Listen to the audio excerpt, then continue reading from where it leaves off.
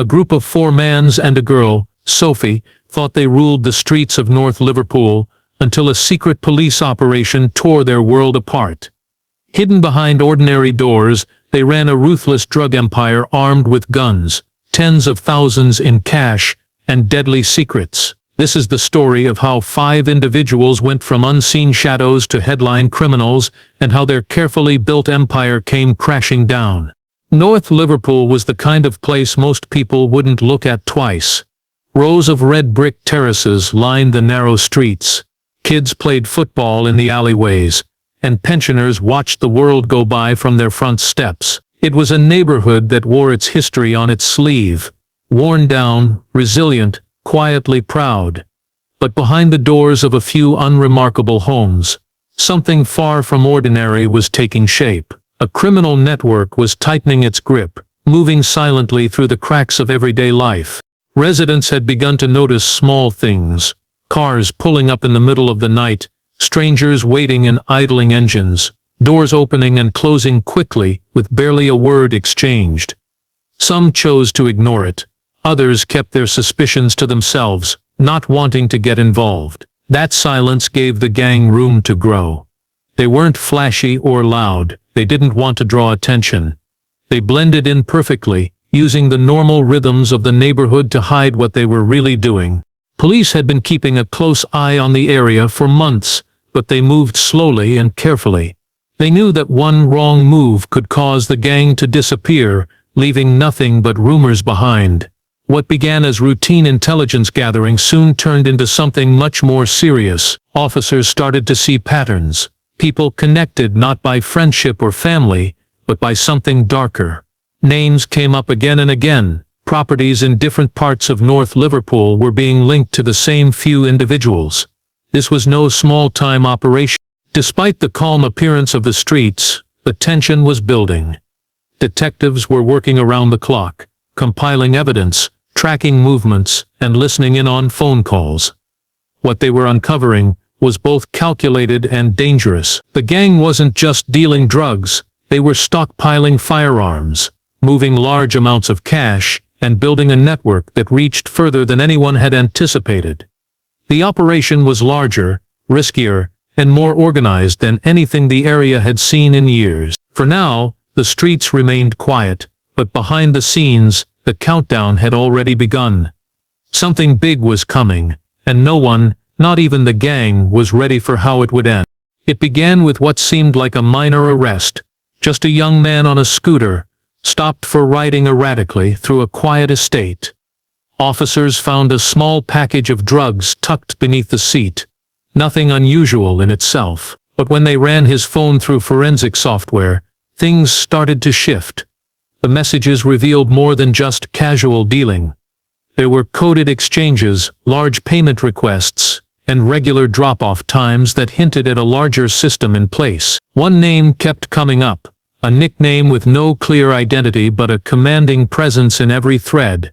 This wasn't just another low-level dealer trying to make money on the side, it was a glimpse into a network, and that one phone opened the first real doorway into the gang's operations. The police knew they had to tread carefully. They couldn't risk alerting anyone too soon. Surveillance teams were pulled in, vehicles were tagged, and CCTV footage from local councils was quietly reviewed. Every piece of data became a potential clue, and each clue led deeper into something far more coordinated. Within weeks, investigators began identifying regular patterns. Cars rented under false names were traveling across the same handful of postcodes. Short visits, no more than 5 or 10 minutes, repeated on specific days. Back alleys were being used as handover points, and storage units registered under unrelated businesses were visited late at night. Even more concerning, phone records linked several of the suspects to known individuals with past firearms convictions. The gang operated without emotion. Their moves were clinical, rehearsed, and always just below the threshold of suspicion. They used throwaway phones, rotated drivers, and never stayed in one place for too long. But with each new piece of evidence, the walls were slowly closing in. Officers began to feel the full scale of what they were dealing with. This wasn't just a group of criminals. It was a functioning, structured organization with a clear hierarchy, strict rules and no tolerance for mistakes. What started as a routine traffic stop had now triggered one of the most complex investigations the region had seen in years. And while the gang continued to operate like ghosts in the city, the police were quietly preparing to make their move. The deeper the investigation went, the more unsettling the patterns became. Surveillance teams followed vehicles that never took the same route twice. Drivers would circle blocks multiple times before stopping, sometimes abandoning planned meetings altogether if anything seemed even slightly out of place. Police watched as cars met for less than a minute, just enough time to pass a package through a window, and then sped off in opposite directions. These weren't random exchanges. They were rehearsed, perfected, and designed to leave no trail. Phone analysis revealed multiple devices in play for each individual. Some phones were used only once, then discarded. Others were used for specific contacts and specific times of day. Investigators had to move quickly, mapping out who was speaking to whom, when, and where. A complicated web of communication started to form, dozens of people tied together by timing and location rather than open conversation. The gang had built a structure based on mistrust, paranoia, and strict discipline. They held their meetings in empty buildings and unused garages on the outskirts of North Liverpool. These were chosen not by accident, but for their lack of CCTV and minimal foot traffic. Lookouts were always posted nearby, often disguised as dog walkers or joggers, alerting others to any unusual activity. Even deliveries were handled in code, packages dropped in specific bins, behind certain walls or beneath marked paving stones. No one ever lingered. Every movement was timed to avoid detection. But even with all the precautions, cracks began to show. A courier was spotted twice at the same petrol station at the same time each week.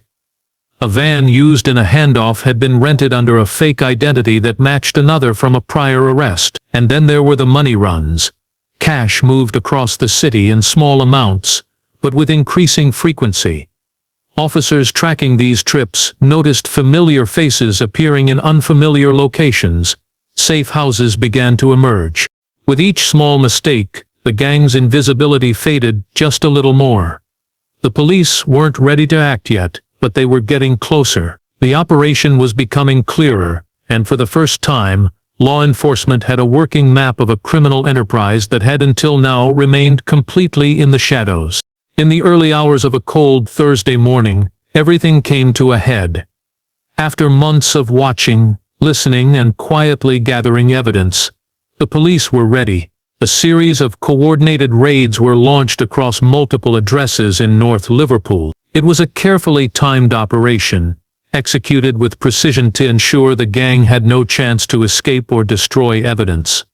Dozens of officers in tactical gear moved in silence under the cover of darkness. Doors were breached in seconds. Speed was essential. Inside the properties, chaos unfolded. Some suspects were still asleep, unaware of what was coming. Others had already been up, phones in hand, perhaps sensing something was wrong. But by the time the police stormed in, it was too late. The search teams moved quickly through each room, guided by intelligence gathered over weeks. They knew what to look for, and where to look. They weren't just hoping to find drugs, they were targeting hidden compartments, concealed safes, false walls and floorboards that had been tampered with. What they found exceeded expectations.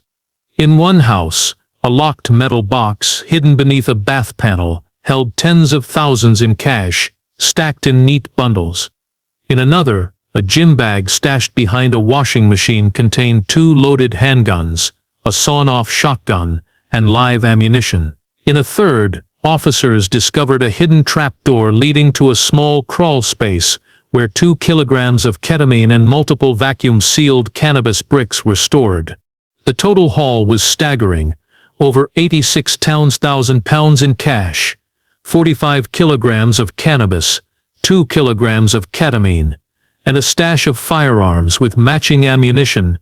The weapons were clean, well-maintained, and clearly ready for use. Alongside the drugs and money were ledgers, burner phones, and handwritten notes, evidence that painted a picture of a highly organized operation with clear roles and responsibilities. As suspects were led out in handcuffs, neighbors gathered silently behind curtains, watching a world they hadn't known existed collapse in front of them. For the police, it was a breakthrough. Months of meticulous work had finally paid off. But even as they secured the evidence, questions remained. How deep did this network run? And who else was still out there, watching and waiting in the shadows? As officers began to process the scene, it quickly became clear that the gang's operation wasn't just sophisticated. It was industrial. The sheer volume of drugs discovered during the raids pointed to something far larger than local street dealing. The 2 kilograms of ketamine were split into smaller vacuum-sealed bags, each carefully labeled by weight. The 45 kilograms of cannabis were divided into identical brick-shaped packages, wrapped in thick plastic, and stored in temperature-controlled conditions to preserve freshness. This wasn't improvised. It was a warehouse-style distribution network operating behind ordinary doors. In one of the raided homes, police found a room that had been converted into a makeshift processing lab. The table was scattered with digital scales, heat sealers, rolls of cling film, and latex gloves. Walls were marked with handwritten notes, dosage amounts, client lists, price variations. The whiteboard displayed coded figures, likely meant to track sales and shipments. It was a business, and the gang ran it with ruthless precision. What surprised investigators most was the level of planning behind the drug logistics. Delivery routes were mapped out using GPS trackers.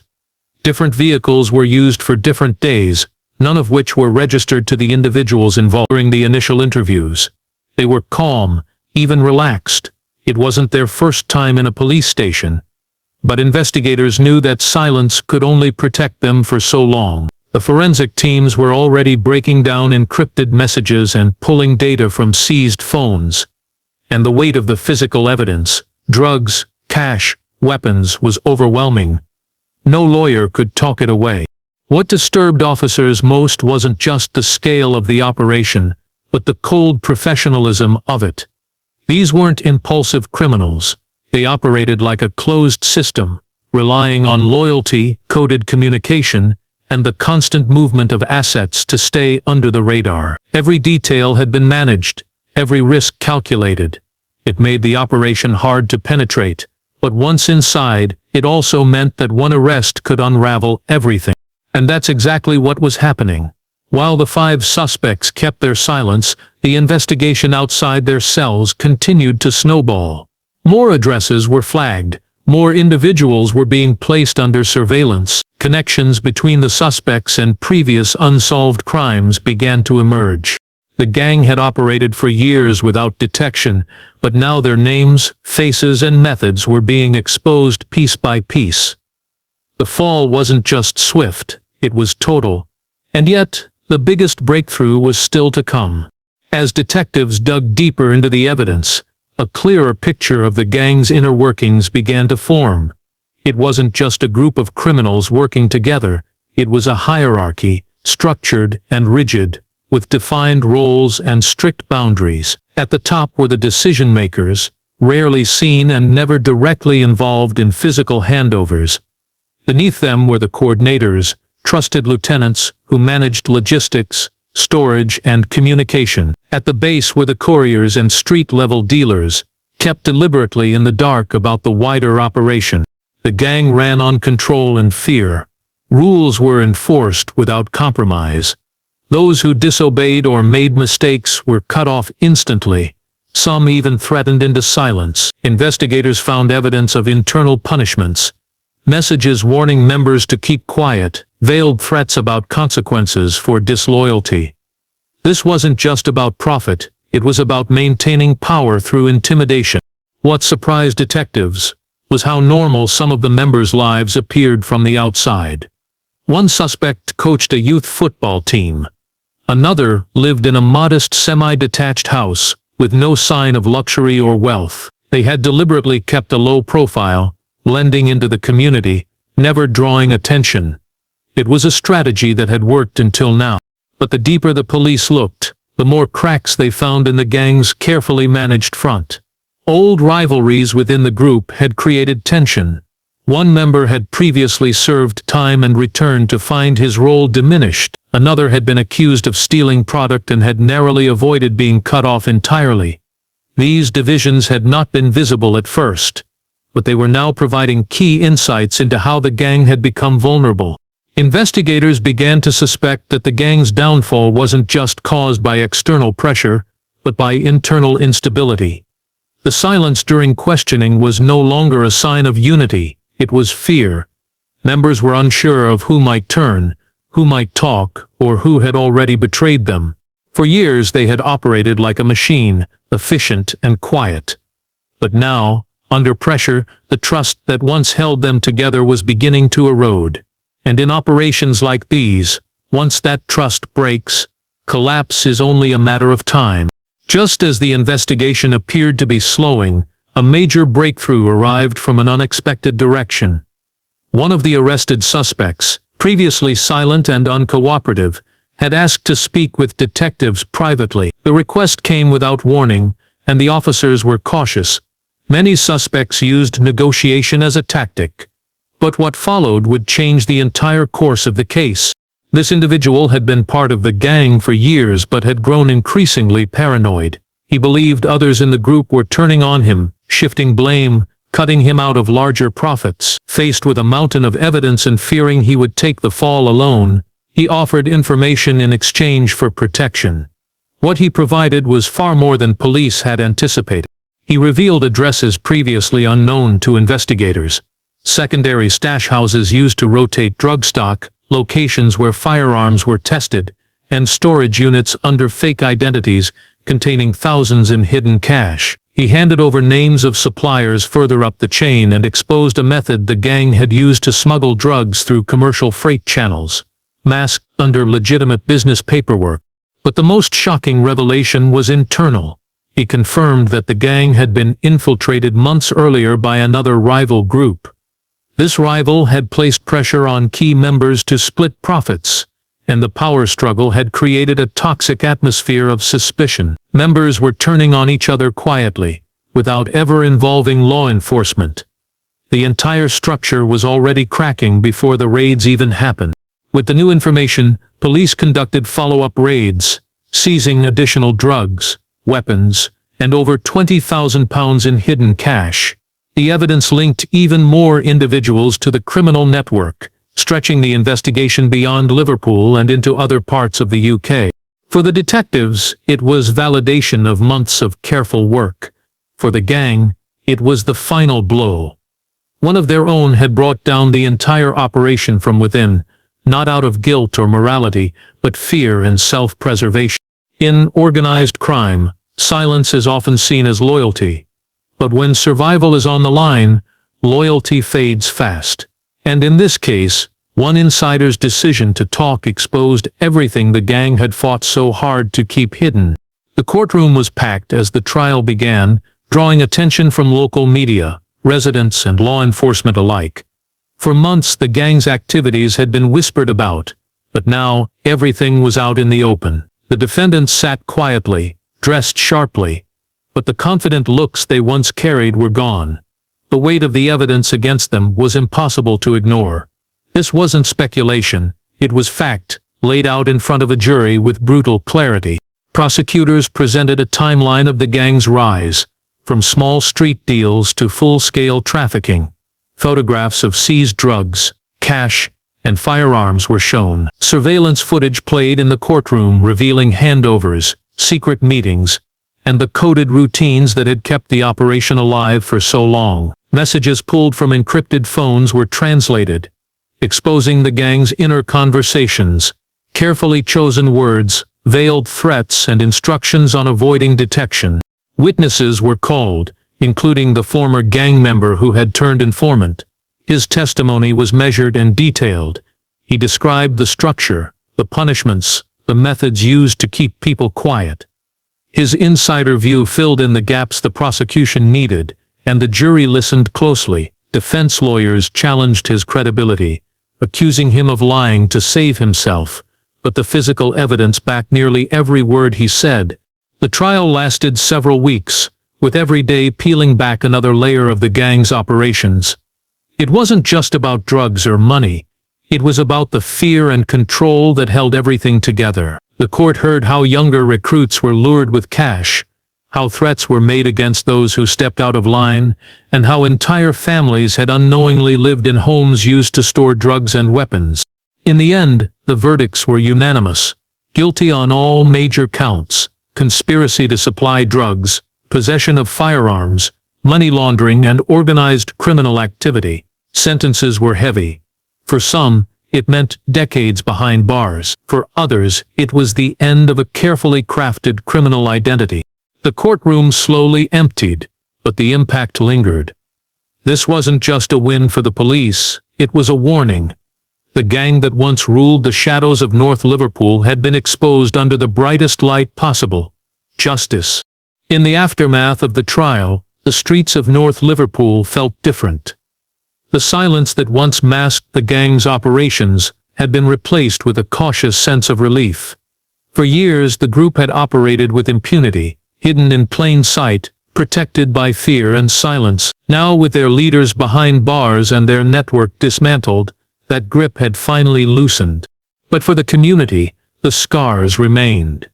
Many residents had lived just doors away from stash houses, and had no idea what was happening.